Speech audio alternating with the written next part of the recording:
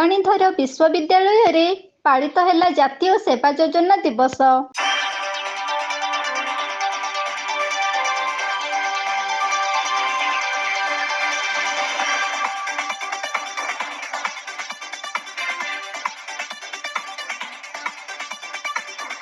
କେନ୍ଦୁଝର ଜିଲ୍ଲାର ଧରଣୀଧର ବିଶ୍ୱବିଦ୍ୟାଳୟ ଏକ ପ୍ରମୁଖ ବିଶ୍ୱବିଦ୍ୟାଳୟ।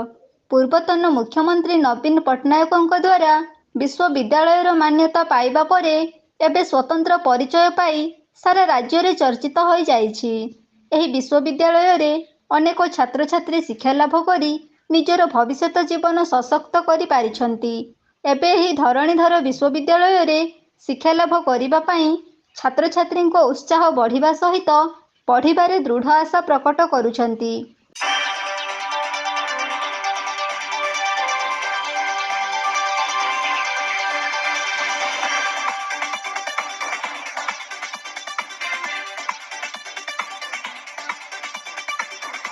କେନ୍ଦୁଝର ଜିଲ୍ଲାର ଏହି ପ୍ରମୁଖ ଧରଣୀଧର ବିଶ୍ୱବିଦ୍ୟାଳୟର ସଭାଗୃହଠାରେ ପାଳିତ ହୋଇଯାଇଛି ଜାତୀୟ ସେବା ଯୋଜନା ଦିବସ।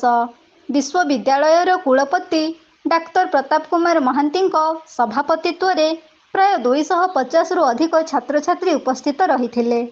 ସେବା ଏକ ମାନବ ଜୀବନର ମୁଖ୍ୟ କର୍ତ୍ତବ୍ୟ, କିନ୍ତୁ ଆଜିକାଲିର ଆଧୁନିକତାର ସମାଜରେ ସେବା ମନୋଭାବ ଖୁବ୍ କମ୍ ଲୋକଙ୍କ ପାଖରେ ଦେଖାଯାଏ।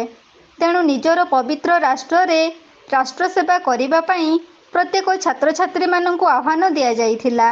ୟୁଥ୍ ଫର୍ ଭାରତ ଓ ୟୁଥ୍ ଫର୍ ଡିଜିଟାଲ ନ୍ୟୁଟ୍ରାଲି ଏହି ଦୁଇଟି ପୋର୍ଟାଲ ପ୍ରତ୍ୟେକକୁ ଅନୁଶୀଳନ କରିବା ପାଇଁ ପରାମର୍ଶ ଦେଇଥିଲେ।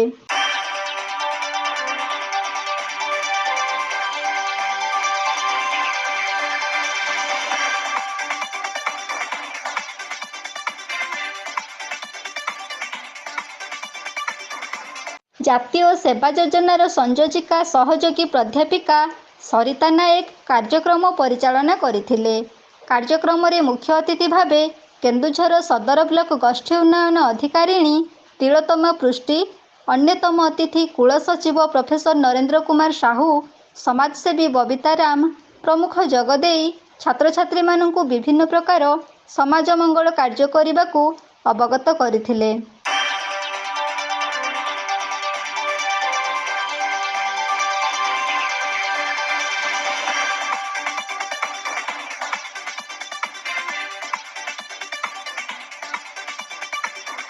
ମହାତ୍ମା ଗାନ୍ଧୀଙ୍କ ଜନ୍ମ ଜୟନ୍ତୀର ଶତବାର୍ଷିକରେ 1969 ମସିହା ସେପ୍ଟେମ୍ବର 24ରେ ଜାତୀୟ ସେବା ଯୋଜନା କାର୍ଯ୍ୟକାରୀ ହୋଇଥିଲା।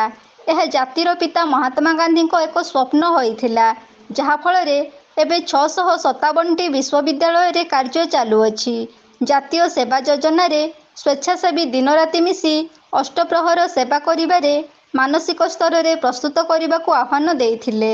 ନିଶାମୁକ୍ତ ସମାଜ, ବାଲ୍ୟବିବାହ ନିଷେଧ, ବୃକ୍ଷରୋପଣ, ଶିଶୁ ଶ୍ରମିକ ନିରାକରଣ, ସ୍ୱଚ୍ଛତା, ଜଳବାୟୁ ପରିବର୍ତ୍ତନର ନିରାକରଣ କରିବାକୁ ଜାତୀୟ ସେବା ଯୋଜନାର ସମସ୍ତ ନିୟମ ମାନି ଶୃଙ୍ଖଳାର ସହିତ ରାଷ୍ଟ୍ରସେବା କରିବା ପାଇଁ ଛାତ୍ରଛାତ୍ରୀମାନେ ଶପଥ ନେଇଥିଲେ। ଶେଷରେ ଛାତ୍ରଛାତ୍ରୀମାନଙ୍କ ଦ୍ୱାରା ଖୁବ୍ ଉଚ୍ଚକୋଟୀର ସାଂସ୍କୃତିକ କାର୍ଯ୍ୟକ୍ରମ କରାଯାଇଥିଲା।